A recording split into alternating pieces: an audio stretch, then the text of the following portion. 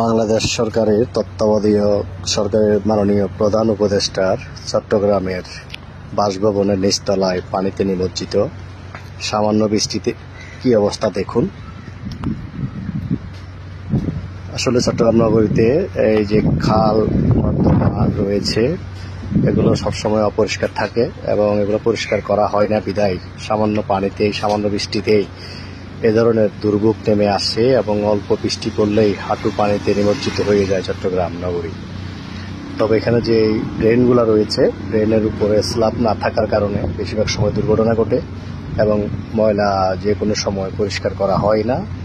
তো আসলে উচিত যে দ্রুতগতিতে ময়লা আবর্জনা পরিষ্কার রাখা এবং প্রতিটা জায়গায়, প্রতিটা ক্ষেত্রে আবাসিকের মধ্যে যেসব নালা রয়েছে সব সময় যেন পরিষ্কার পরিচ্ছন্ন থাকে সেই ব্যবস্থা করা দরকার।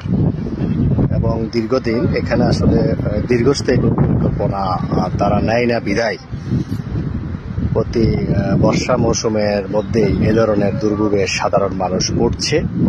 তবে এখন যেভাবে আছে এইভাবে হলেও সাধারণ মানুষ কিন্তু পানিতে নিমজ্জিত থাকার কারণে তাদের যে নাগরিক সেবা সেটা পাচ্ছে না বলে বলছেন।